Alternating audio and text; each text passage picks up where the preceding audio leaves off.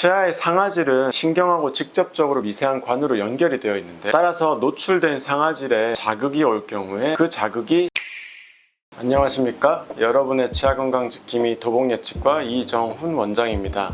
오늘은 치아가 시큰해지는 이유에 대해 한번 살펴보겠습니다. 여러분, 오징어 땅콩 좋아하시죠?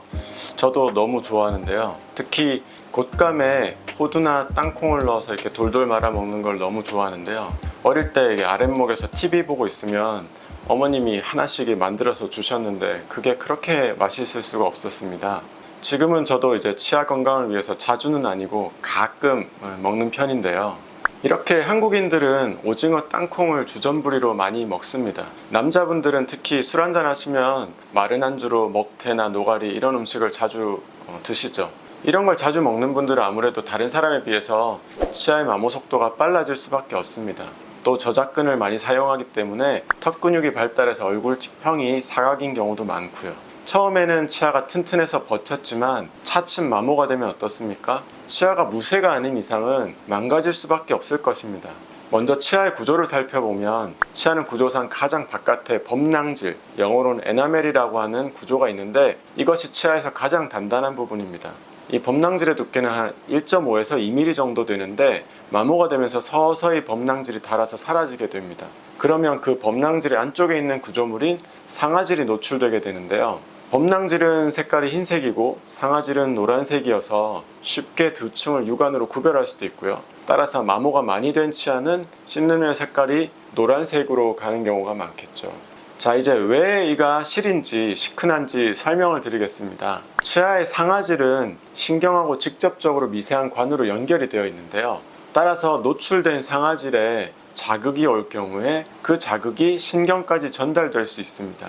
이때가 바로 치아가 시큰하다고 우리가 느끼게 되는 겁니다. 자, 다시 정리를 해보면 우리가 식사를 하는 동안 저작 기능을 하는 치아는 서서히 마모가 진행되어 가고요. 그리고 딱딱하고 질긴 음식을 좋아한다면, 그리고 저작 근육이 발달한 사각턱을 가진 사람이라면 더 빨리 치아의 마모가 진행될 것입니다. 그래서 말씀드린 상아질이 노출되겠죠. 이 상태에서도 계속적으로 마모가 진행이 되면 그 다음은 어떻게 될까요? 상아질은 범낭질보다 훨씬 약한 구조라서 이제부터는 마모가 급속도로 빨라집니다. 또 아주 약해진 치아를 단단한 오돌뼈라든지 돌 같은 걸 잘못 씹게 되면 이가 금이 갈 수도 있고요. 가끔 이렇게 병원 가시는 분들 있죠. 뭘 잘못 씹었는데 움찔했어요. 혹시 문제 없는지 봐주세요. 이 경우가 바로 말씀드린 금이 미세하게 이렇게 간 경우입니다. 금은 눈에도 잘 안 보이고요. 엑스레이에도 잘 안 나옵니다.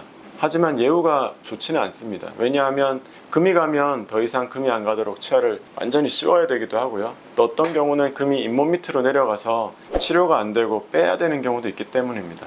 어떤 경우든 비용이 많이 들어가겠죠. 자, 오늘 제가 치아가 왜 시큰한가요? 라는 질문에 대해서 쭉 설명을 드렸는데요. 이제 결론을 말씀드리면 치아의 마모는 누구나 겪는 일입니다. 치과의사인 저조차도 마모 때문에 치료를 받아야 하고 또 받기도 하고요. 하지만 누구나 겪는 일이지만 사람마다 마모의 속도가 다릅니다. 사람의 골격이나 근육의 힘에 따라도 다르고요.